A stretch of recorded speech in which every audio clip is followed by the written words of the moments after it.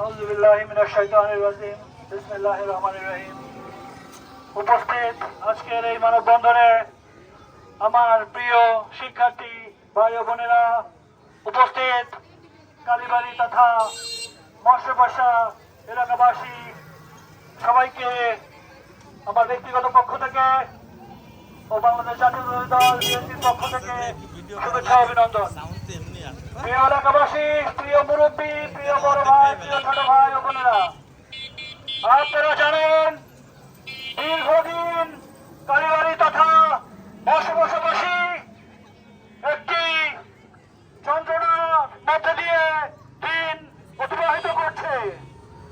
আমরা বারংবার city corporation সহ যথাযথ কর্তৃপক্ষের কাছে আবেদন করেছিলাম আমাদের এই ডাস্টবিন ময়লার ভাগার অপসারণের জন্য।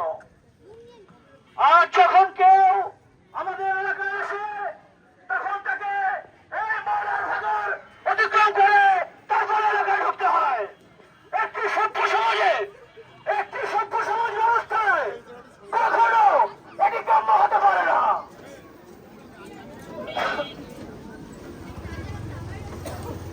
প্রিয় এলাকাবাসী, এই ময়লার ভাগার থেকে যখন ময়লা লোড আনলোড করা হয় তখন আপনারা দেখে থাকবেন এমন ভাবে সিটি কর্পোরেশনের লোকেরা ময়লা লোড আনলোড করে তখন এই রাস্তা দিয়ে তারা যাতায়াত করার উপক্রম থাকে না।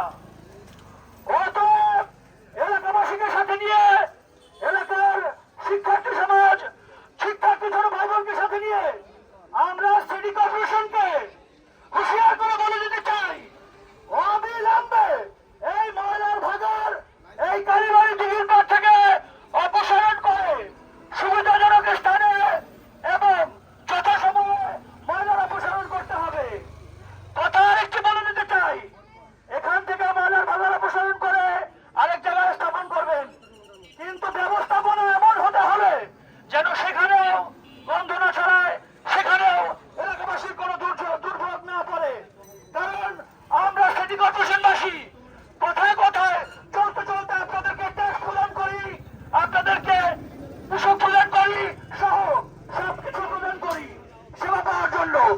আমরা সিটি কর্পোরেশনের লোক 1 এবং 3 নম্বর ওয়ার্ডবাসী সিটি কর্পোরেশন থেকে বিন্দু মাত্র কোনো সেবা পাই না। অতএব সিটি কর্পোরেশনের কাছে, সিটি কর্পোরেশনের ঊর্ধ্বতন কর্তৃপক্ষের কাছে আমাদের এখন আবেদন, আমাদের এই পার্ক, আমাদের এই দিঘির পার সৌন্দর্য বর্ধন করতে হবে। দিঘির পার সুন্দর করে বাধাই করে এর সৌন্দর্য বর্ধন করে এলাকাবাসীর ব্যবহার উপযোগী করে তুলতে হবে এবং এখানে যেন আমার মা বোনরা সন্ধ্যার পরে বা ভোরবেলায় তাদের মর্নিং ওয়াক করতে পারে, সন্ধ্যাবেলায় ইভিনিং ওয়াক করতে পারে, সৌন্দর্য বর্ধন করে রাস্তা করে পার্কের মতো সুন্দর করে দিতে হবে। আমরা আরো বলতে চাই 72 ঘন্টার মধ্যে এই বর্জ্য এবং ময়লার ভাগার অপসারণ করে ফেলতে হবে এবং আমাদের এই কালীবাড়ি দিঘির পার্ককে ব্যবহার উপযোগী করে তুলতে হবে।